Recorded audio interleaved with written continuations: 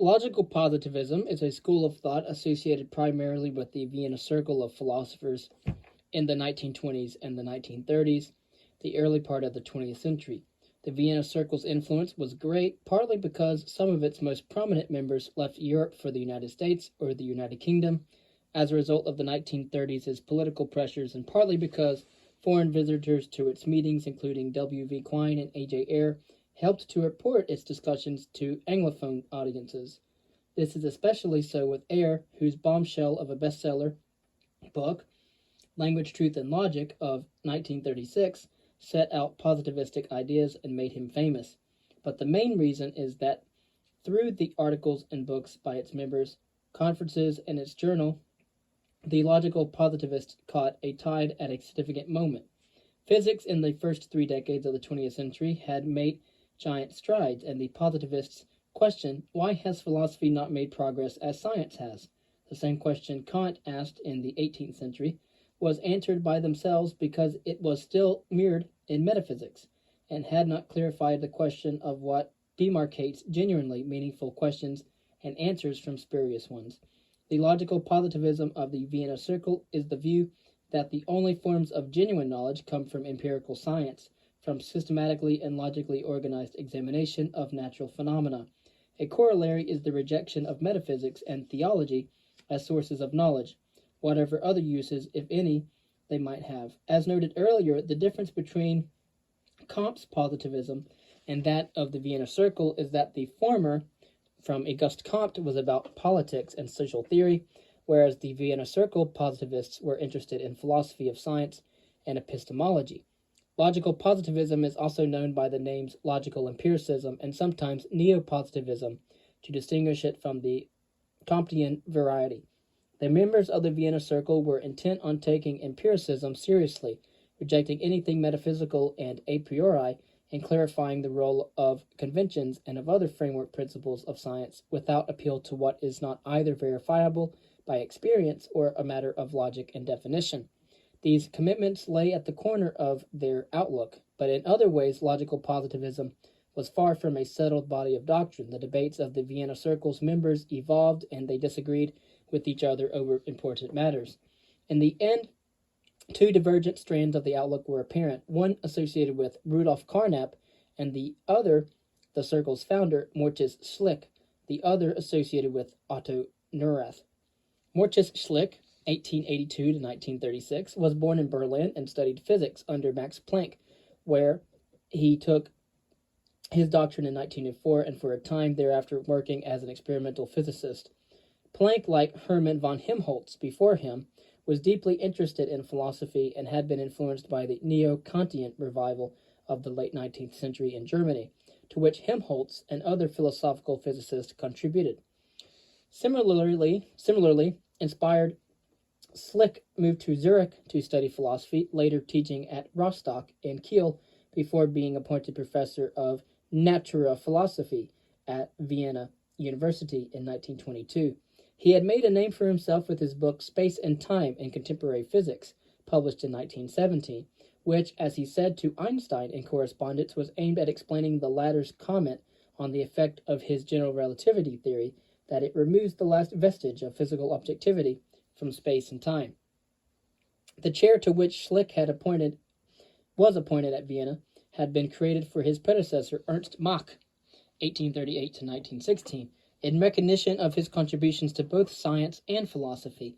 Mach's views were decidedly positivistic, not least in their emphatic rejection of metaphysics and his emphasis on a strictly empirical and therefore, in his case, instrumentalist approach to questions about theoretical entities such as the atom and its components.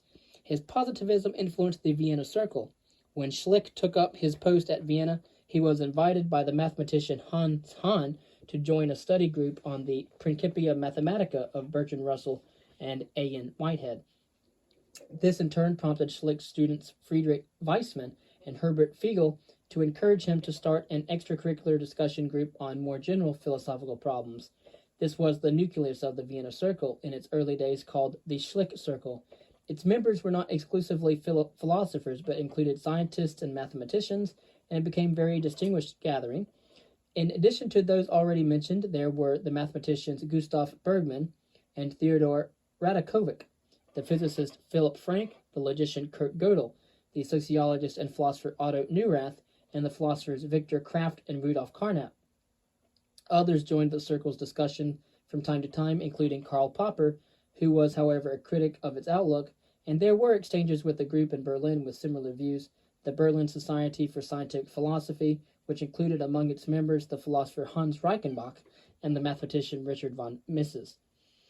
Altogether, this is a stellar litany of names. The circle's discussions continued informally for several years until its leading members decided that it was time to make a more public statement of its outlook as a contribution to the promotion of science and scientific philosophy.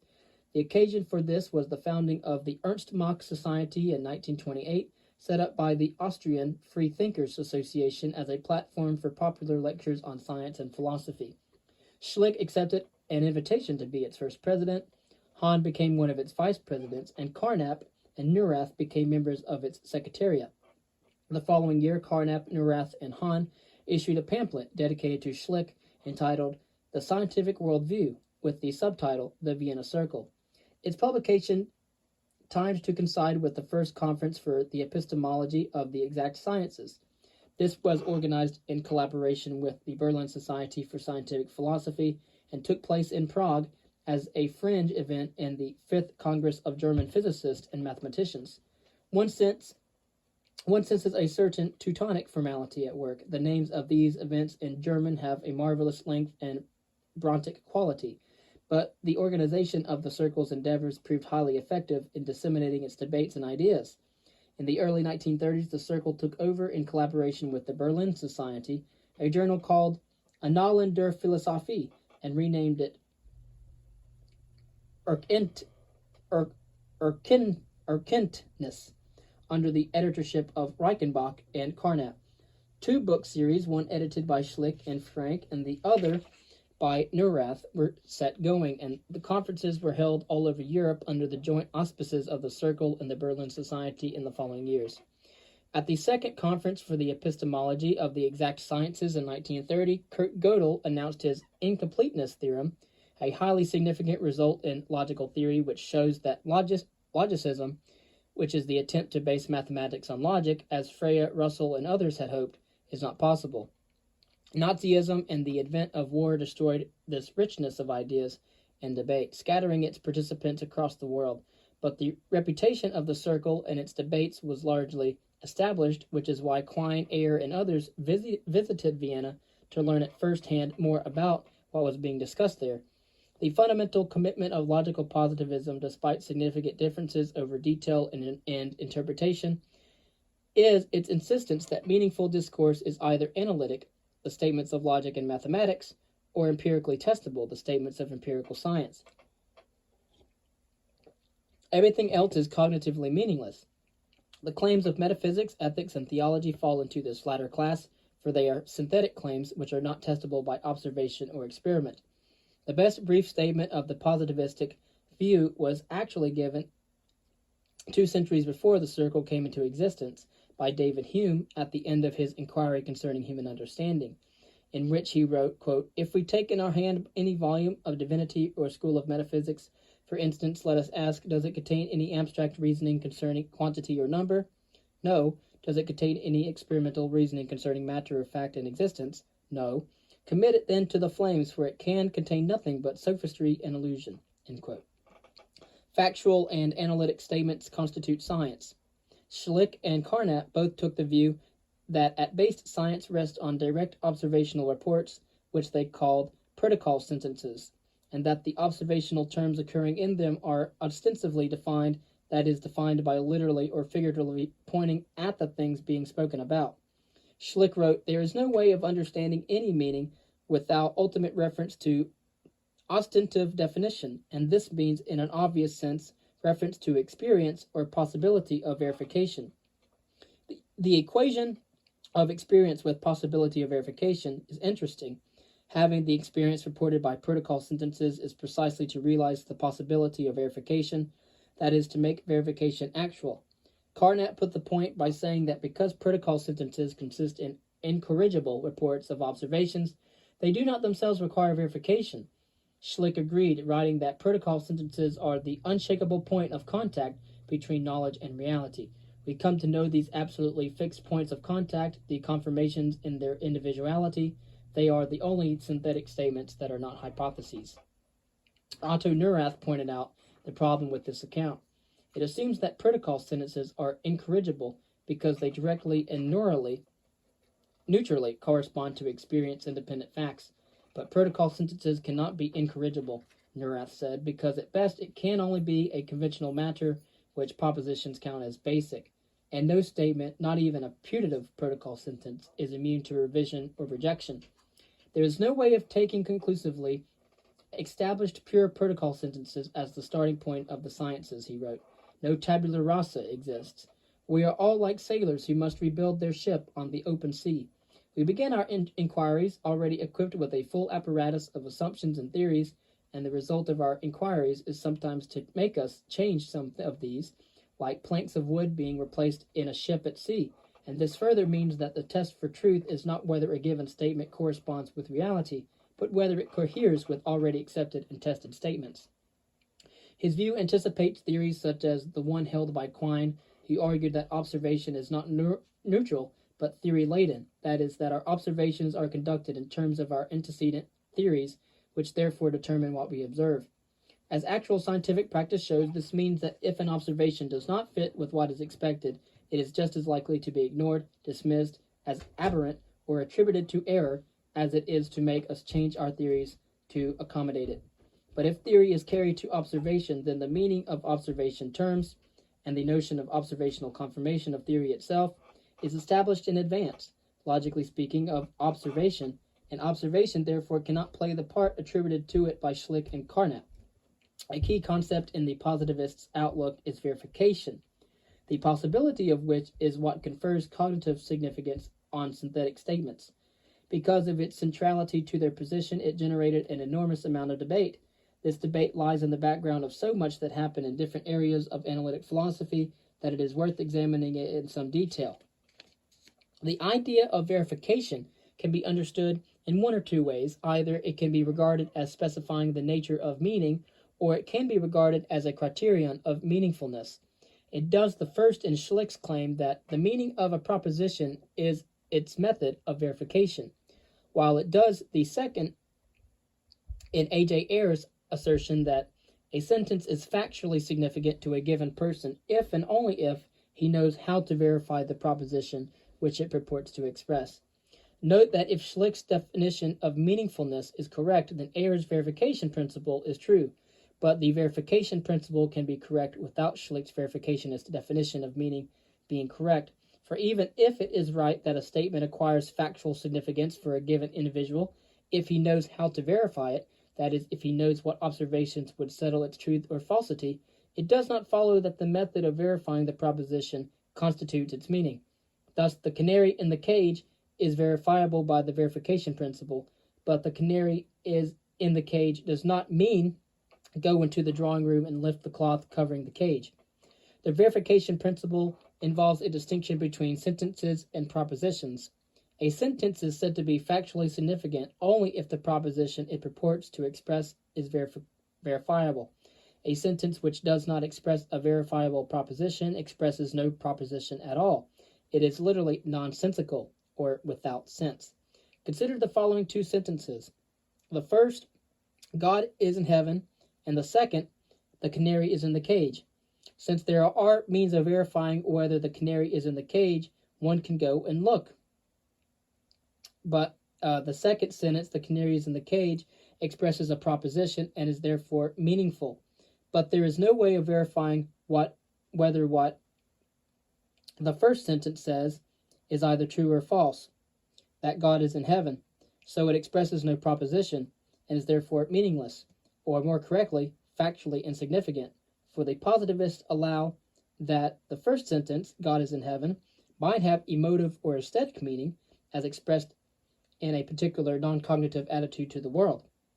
So far, the verification principle has been given in a restricted form as stating that a sentence is factually insignificant if, for a given person, there is no means of verifying what the sentence states. But the principle can be generalized. If what a sentence says cannot be verified by anyone, then the sentence is without qualification factually insignificant. In this form, the principle itself requires qualification. Sentences which are factually insignificant are those for which there is no means of verification in principle. If one did not thus qualify the view, a particular sentence might count as meaningless in virtue of the merely contingent fact that no one had so far verified it, but would become meaningful once someone did so. There are obvious problems with this view. For one thing, the general laws of science are not even in principle verifiable if verifying means furnishing proof of their truth. They can be strongly supported or repeated by experiment and accumulated evidence, but they cannot be verified conclusively. Another victim is history. In what way can the truth of assertions about the past be verified by present or future observations? They cannot. Yet both science and history are bodies of factually significant sentences. Worse still is the consideration that not even an assertion about some currently observed physical object can be conclusively verified, because the number of observations relevant to its verification might be infinite. And while there remains the possibility of a single future observation refuting what one says about the object, that statement is not and cannot be counted as verified. The verificationist's response is to suggest a liberalization of the principle, so that it admits of cases where all that is possible is evidence relevant to the truth of a statement. A sentence is factually significant on this view if empirical procedures are at least a necessary condition of efforts to determine its truth value. But this merely causes the problem to reappear in another quarter concerning the nature of relevance. What is relevant evidence for or against an assertion about empirical matters of fact is to a large extent a matter of policy. What counts as relevant evidence might vary widely according to the conceptual strategy of observers, but only on a relativist view, your truth is yours and mine is mine, even if they are opposites, would the meaning of terms vary with the relevant verifying context. For an example, suppose that in some remote country during a drought it is made to rain. According to the scientists involved, the immediate cause of the rain was silver iodide seeding of clouds from an airplane. According to the local community, the rain was brought on by a witch doctor's rain dance. Each school of thought has different views as to what counts as relevant evidence in verifying what each has asserted. Of course, this is not an especially good example because further tests could settle the matter, but it dramatizes the problem. A better example is offered by the paradox of the ravens. The statement, all ravens are black, is logically equivalent to the statement, nothing that is not black is a raven. All non-black things are non-ravens. Of course, this is the contrapositive of all ravens are black, all logically equivalent. This means that you can confirm all ravens are black by looking at anything that is not black to check that it is not a raven. This makes my white shirt evidence that all ravens are black. But obviously the color of my shirt has nothing to do with ravens. It is not relevant to settling the truth of all ravens are black. So, what is the criterion of relevance that makes an item of empirical evidence useful for verifying a proposition? More sophisticated attempts to substantiate the verification principle as a criterion of meaningfulness have turned on the idea that a sentence is verifiable if it entails statements about what can be observed.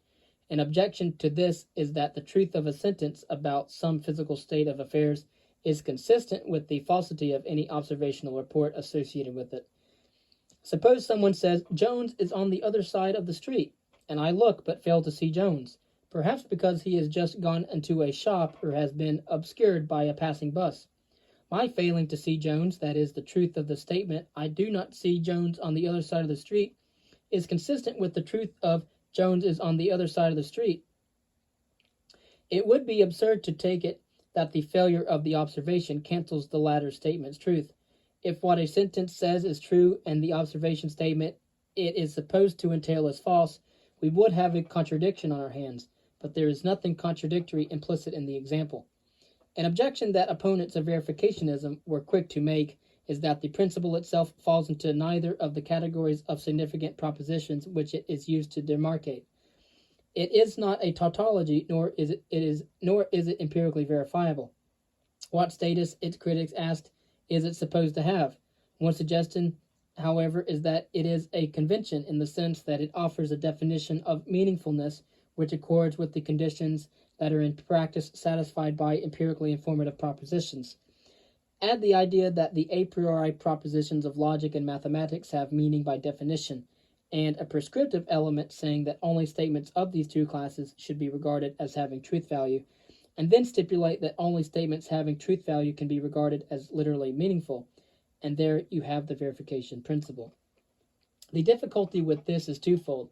The prescriptive element can be challenged as merely arbitrary legislation, and the descriptive element can be challenged as, at most, showing that the statements of metaphysics, ethics, aesthetics, and theology do not fall into the classes of statements preferred by the logical positivists, from which it does not follow that they lack truth value or fail to be meaningful. At most, the descriptive element affirms what is already recognized, that an account of the meaning and, if the notion is applicable, truth value of statements or extremely general statements about the nature of the world or human experience requires a treatment different from both that which accounts for assertions about observable phenomena and that which characterizes formal languages. This of itself gives no grounds for excluding metaphysics or any of the other inquiries in sole favor of what can be of use to natural science. These objections have been taken to undermine verificationism to such an extent that in its original logical positivist form, at least, it is no longer held. But, as mentioned, implications of the debate linger in the philosophy of science, the philosophy of language, and meta-ethical theory, aspects of all which we have already examined. Mortis Schlick was murdered on the main staircase of Vienna University in 1936, shot by a student called Johann Nielbach. Different stories are told about this. One is that Schlick was having an affair with Nielbach's fiancée. Another is that he had given Nielbach a failing mark. In either case, the murder was prompted by resentment. Much more likely is that Nielbach was a sympathizer of the Nazis and had been encouraged by them to assassinate Schlick, although Schlick, despite being a critic of the far-right politics in Austria, was not especially influential in political terms. Nielbach was released just after 2 years in prison, immediately after Hitler's annexation of Austria had taken place. By this time, most of the Vienna Circle's leading figures had fled from the dark shadow of Nazism looming over Europe. The most significant proponent of positivism's message in this diaspora was Rudolf Carnap. The much-discussed outlook of the positivists had already begun to prompt fertile and influential disagreement, not least from W.V. Quine and Karl Popper, but Carnap continued to develop the positivist project in significant ways.